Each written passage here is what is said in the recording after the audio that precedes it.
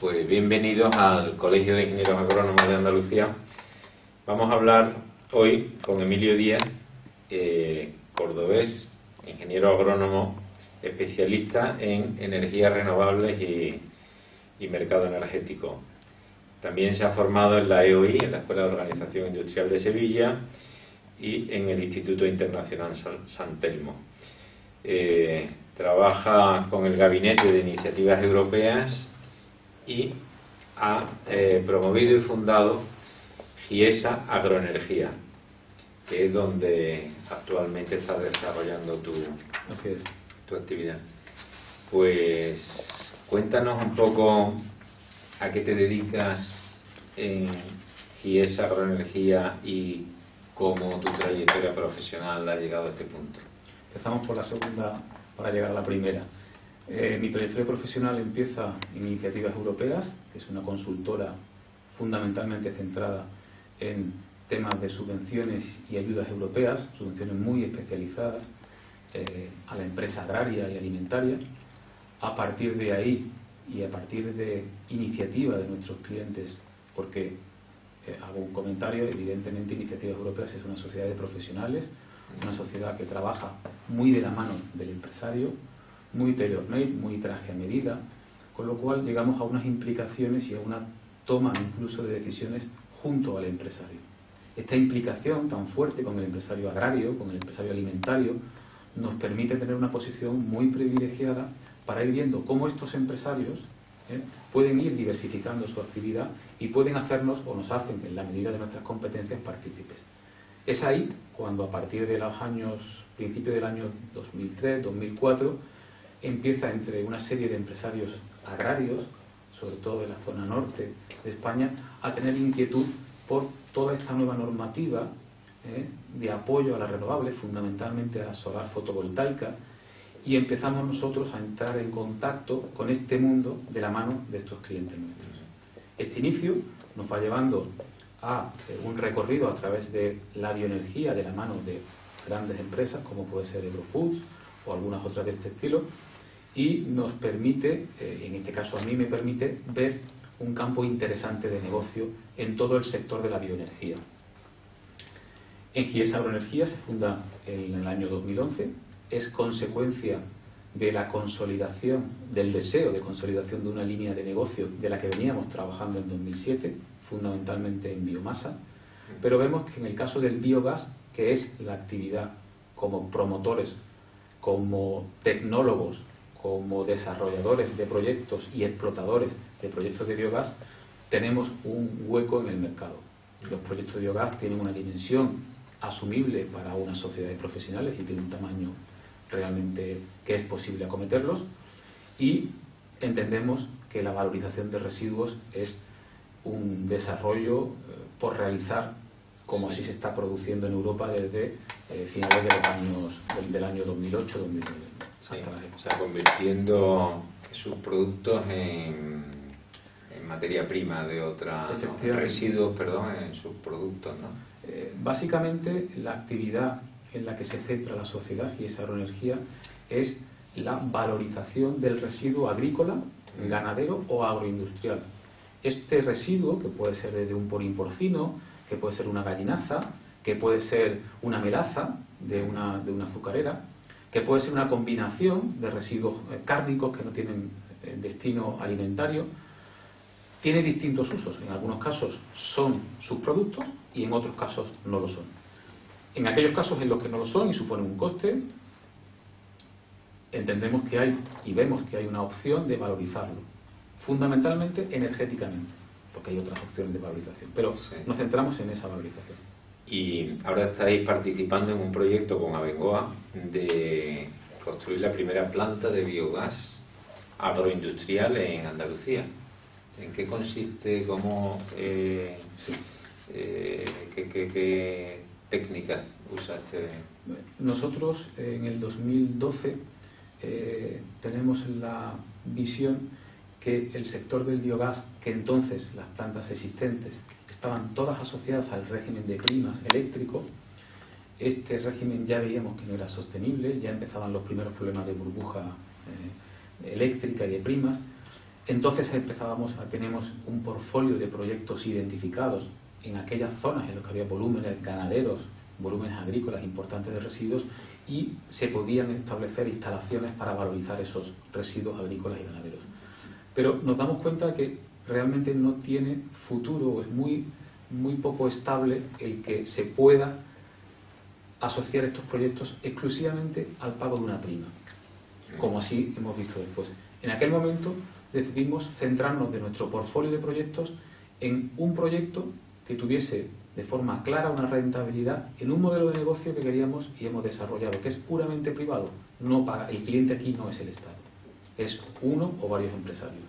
La instalación sigue valorizando, en este caso purín porcino y otros residuos agrícolas en la zona. Estamos en la zona de la comarca de Antequera.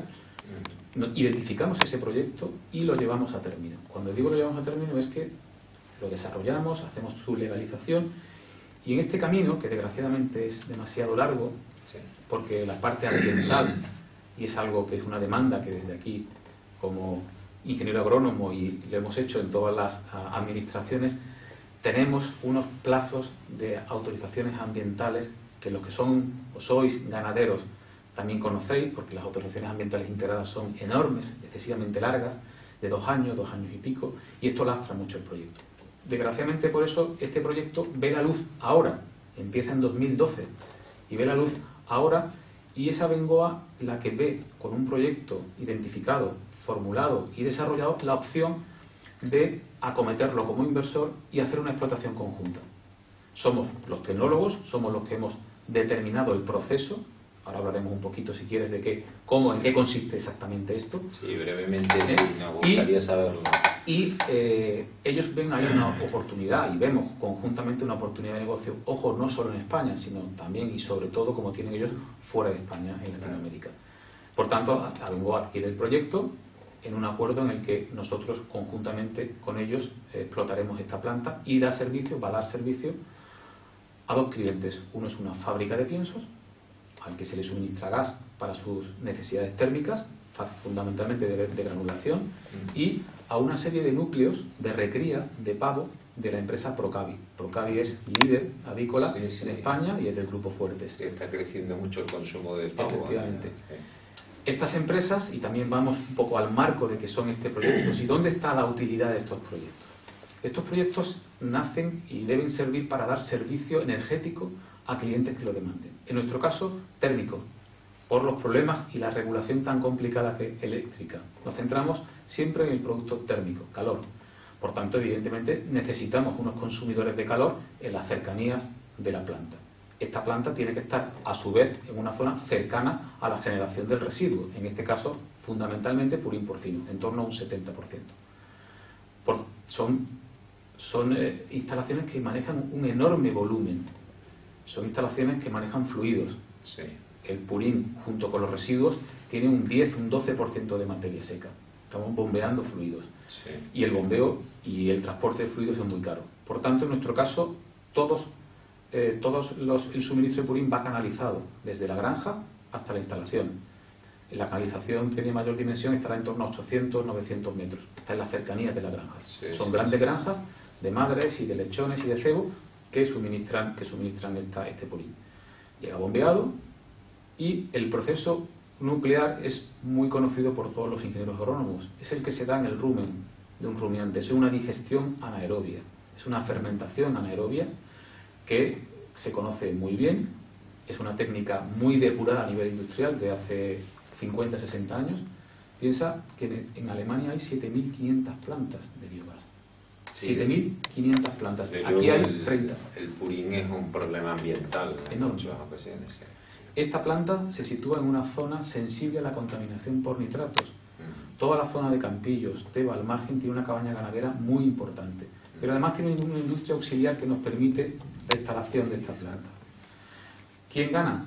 Es un proyecto bonito, es un círculo en el que el productor de residuos evita un problema. En su autorización integrada, en su parte ambiental, no tiene residuo.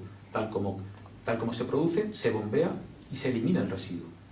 Ojo, no olvidemos que esto es muy importante para una nave de 1.000, 2.000 animales.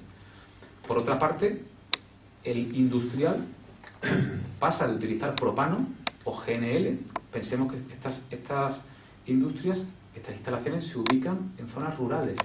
No estamos hablando de un polígono industrial de Madrid, ni de Sevilla. No son zonas gasificadas. Con lo cual los costes de GNL o de propano son bastante altos y además le lastran mucho la competitividad. Por tanto, mejoramos la competitividad del industrial, en este caso la fábrica de pienso, y de las necesidades térmicas de los núcleos de recría avícola.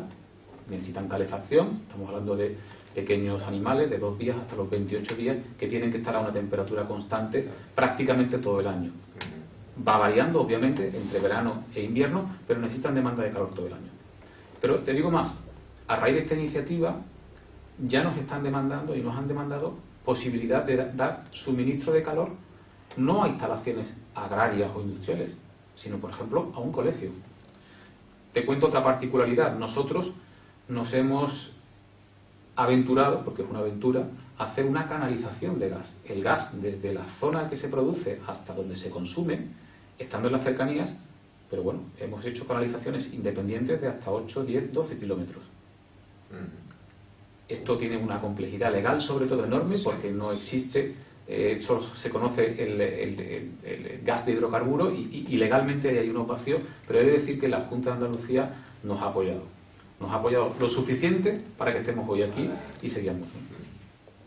Estos medios alternativos de generación entonces son ya presentes, ¿no? Aunque tú ves que tienen futuro. No, son presentes. Es decir, pensad que las 3 principales compañías eólicas del mundo están aquí, tienen sede en España. Las principales empresas energéticas, renovables y no renovables, españolas, están asentadas básicamente en todo el mundo. Los medios renovables están para quedarse, irán evolucionando. Hay desde eólica que están muy desarrolladas. Sabemos que durante varios días al año, cada vez más, todo el consumo del país es abastecido por energía eólica. Tienen una limitación que es no gestionable. Pero esas limitaciones se van limando. Hace unos días hemos asistido a la interconexión de España con Francia. Si somos excedentarios en oferta energética, puede consumirla Europa. Si somos deficitarios, podemos comprar. Y además reducirá y mejorará el precio de la energía. ¿Qué factores claves crees tú que se pueden atribuir a España para ser tan innovador en el tema de renovable? Yo te diría que las empresas energéticas renovables tienen, creo que podemos hablar de 4 factores. El primero es el I+D+I. Son empresas que han hecho una innovación muy potente. El segundo, y casi pondría el primero, es la internacionalización. Son empresas que en los años 90 salieron fuera. Están todas instaladas y algunas de ellas tienen fundamentalmente su negocio más fuera de España que dentro. El tercero ha venido dado por la burbuja. Y es que han desapalancado muchísimo, es decir, han reducido su grasa, han quitado activos innecesarios. Y el cuarto te diría que es un dinamismo enorme.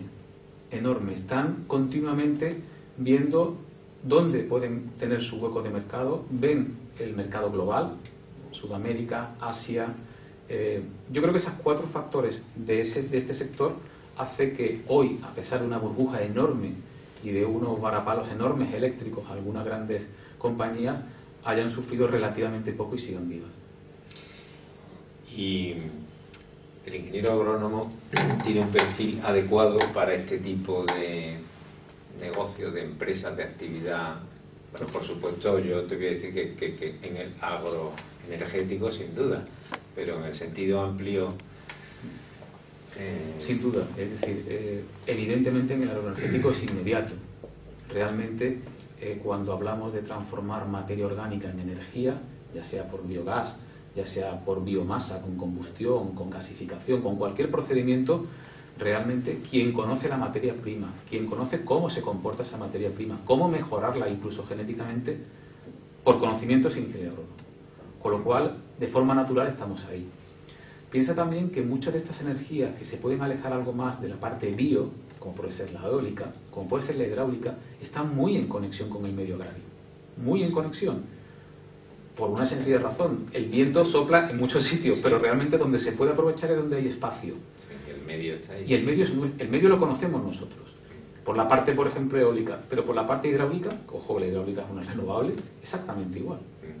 Hombre, no te diría, iba a decir la nuclear no es renovable, pero como energía, evidentemente nos pilla muy lejos, deja muy lejos. Pero estas energías fundamentalmente no. Sí, y hay mucha tarea, ¿no?, por hacer. Yo te diría que creo que está todo o casi todo por hacer. Y has mencionado antes las dificultades ambientales administrativas, fundamentalmente, que se encuentran en este tipo de proyectos, ¿no? Haría falta que la administración haría falta, siempre le pedimos lo mismo. Las pilas. Yo siempre digo que a la administración no hay que pedirle ni subvenciones ni dinero, simplemente hay que pedirle que nos permita trabajar de forma coherente, es decir, de forma que pueda ejercer su función de regulador y de legislador, pero que nos permita desarrollar nuestros proyectos, ¿no? Y en este sentido, todo lo que hace relación y referencia al medio agro, al medio natural, lógicamente, y como no puede ser de otra forma, está regulado por toda la parte ambiental. Pero tenemos unas regulaciones para que te des cuenta de que una modesta planta de biogás, por ejemplo, que pueda dar energía eléctrica a una serie de granjas o energía térmica a una fábrica de pienso, necesita el mismo tipo de autorización ambiental que una autopista o que una central nuclear. Sí. No parece que sea muy proporcionado, ni por el impacto ambiental que pudiera producir y, por supuesto, por tanto, por el plazo de tiempo. Esto hace que desincentive mucho a la otra parte, al inversor o incluso al propio y futuro cliente, ¿no? Porque se le hablan de proyectos a 3 años vista. Es difícil. Este tema es un hándicap muy importante. La cuestión de legal, ¿no?, en Europa, la protección del medio ambiente, la preocupación por la huella de carbono, deberían ser argumentos para estos proyectos específicos, ¿no?, que contribuyen a plantearlos y verlos de otra manera. No son una autopista, son... Es más, en este proyecto que hemos comentado antes, este proyecto en el que está construyendo Bengoa y que hemos promovido nosotros, fue el primer y único proyecto de una convocatoria que se llama Clima, que lleva funcionando y que puso en marcha la Oficina Española de Cambio Climático, que depende del Ministerio de Agricultura, y que puso en marcha en el año 2012. Se trataba, esa era una convocatoria piloto, de atraer proyectos que redujeran las toneladas de CO2 equivalente de sectores que no están regulados por el protocolo de Kioto. El agrícola y el ganadero no está regulado, y la emisión de metano por parte de los residuos ganaderos es enorme. El metano tiene un potencial de contaminación en torno a 20-21 veces el del CO2. Con lo cual, todos aquellos proyectos que permitan transformar esas toneladas que de forma natural se están vertiendo por balsas de metano a la atmósfera son proyectos que son muy apoyados. Lo han sido y lo están siendo desde el año 2012 y, como te digo, fue el único proyecto que se apoyó. Y lo que hace, y es una iniciativa que desde aquí espero que también desde el colegio, creo que es muy interesante, se acompañe, incluso se intente replicar, ¿por qué no?, en Andalucía, o complementar, de adquisición. No hablamos de una subvención, hablamos de adquisición de las toneladas evitadas con ese proyecto. Situación antes, situación después. Hay un proyecto que evita la emisión a la atmósfera. Esas toneladas que se evitan se pagan a un precio. Tiene un valor económico. Tiene un valor fijado, porque hay un único comprador, que es el Estado, en un contrato bilateral, y que mediante la certificación por parte de un tercero que se están evitando mediante ese proyecto, se pagan. Es una fuente de ingreso. Esto va a más, es muy modesto todavía, pero va a más y está muy apoyado y quiere seguir estándolo apoyado desde Bruselas. Hace unos días se ha propuesto, están todavía en borradores, una reducción del 60% de la emisión de gases de efecto invernadero respecto a la situación de los años 90. Se está moviendo muchísimo a nivel europeo, como no puede ser de otra forma, todas aquellas iniciativas, y los ingenieros agrónomos, y en nuestro medio hay mucho que hacer, que redunden en la reducción de CO2. Y hay mucho que hacer, sobre todo por la cabaña ganadera. Ojo, no nos olvidemos también que hay emisiones que provienen del residuo agroindustrial o alimentario también. Sí, habría un día que estudiar el balance agrario, ¿no? Hay un estudio que os puedo facilitar. Perdón, pero puede haber un comercio interempresas de... Exacto. Ese es el paso con que también... valor económico fijado, ¿no? De claro. CO2. En ese caso la agricultura puede ser un sumidero y habría que valorar su papel en la... desgraciadamente no hemos conseguido, quizá desde el sector, hacer... Está por hacer. Sí, está por hacer, pero hay cosas que ya se han hecho. Es decir, hay una ley de cambio climático aprobada a nivel nacional, en la cual no se ha contemplado, desgraciadamente, el efecto sumidero de carbono que tienen las plantaciones permanentes. Solo se han contemplado las masas arbóreas, las masas forestales.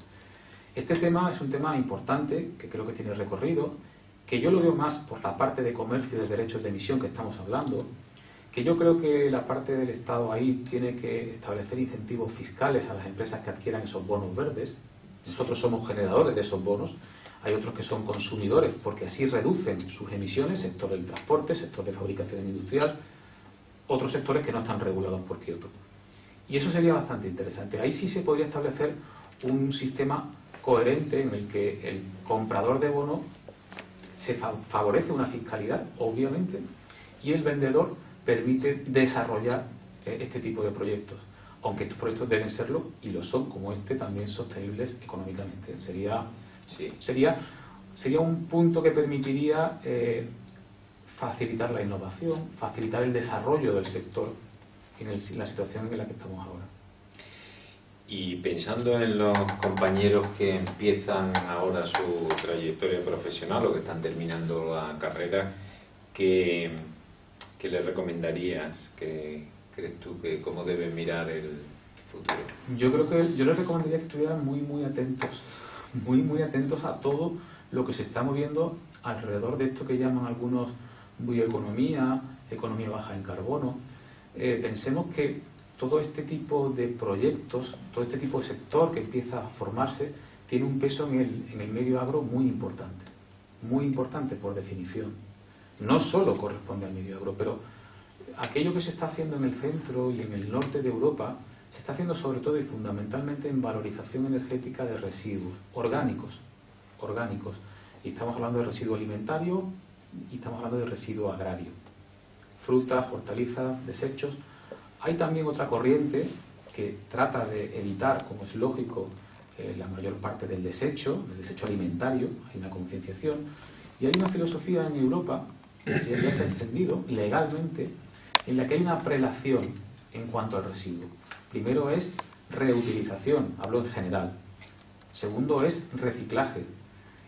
Bueno, primero sería recuperación, reutilización, reciclado, y al final de esa cadena estaría la valorización.